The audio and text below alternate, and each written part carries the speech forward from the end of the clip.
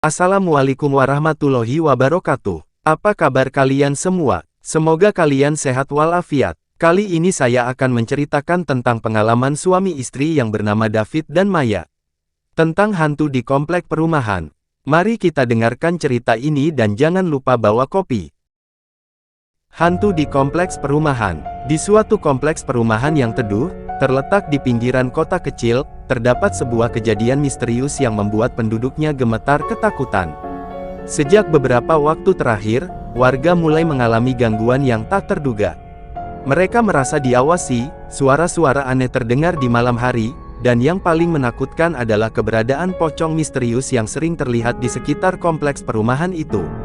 Cerita ini berpusat pada seorang wanita muda bernama Maya, yang baru saja pindah ke kompleks perumahan tersebut bersama suaminya, David. Awalnya, Maya merasa senang dengan lingkungan baru mereka. Namun, kebahagiaan mereka segera berubah menjadi ketakutan ketika gangguan-gangguan misterius mulai terjadi. Saat malam tiba, Maya sering merasa terbangun oleh suara-suara aneh yang berasal dari luar rumah mereka. Suara langkah kaki di atas genting, suara desiran angin yang menyeramkan, dan kadang-kadang terdengar juga suara tangisan yang menyayat hati. David mencoba untuk menenangkan Maya, tetapi bahkan dia sendiri merasa tidak nyaman dengan situasi tersebut. Suatu malam, ketika Maya dan David sedang duduk di teras belakang rumah mereka melihat sesuatu yang membuat bulu kuduk mereka berdiri tegak. Di kegelapan malam, terlihat sosok pocong yang melintas di antara rumah-rumah tetangga.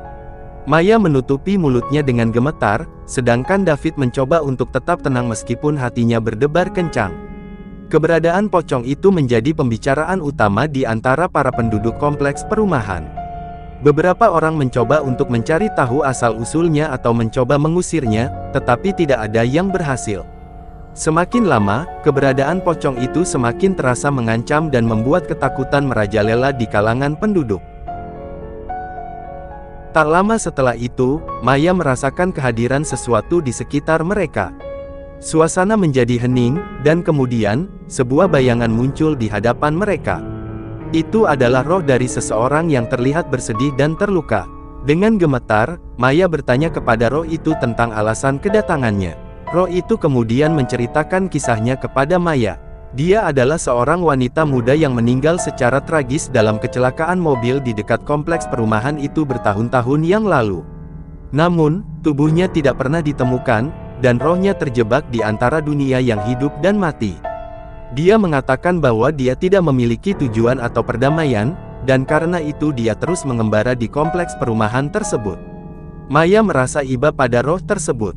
Dia ingin membantu roh itu menemukan kedamaian, sehingga dia bisa beristirahat dengan tenang.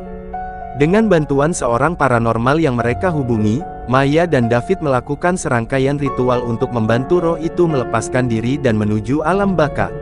Akhirnya, setelah beberapa upaya, roh itu berhasil dilepaskan dan mendapatkan kedamaian yang selama ini dia cari.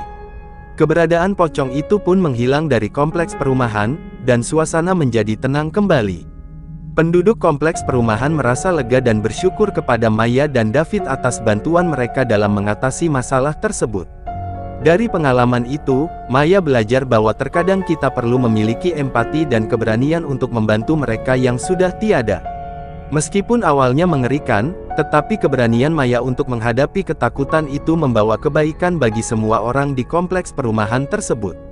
Dan kisah tentang gangguan pocong di kompleks perumahan itu menjadi pembelajaran bagi mereka semua tentang kekuatan cinta dan empati dalam menghadapi hal-hal yang tak terduga dalam hidup.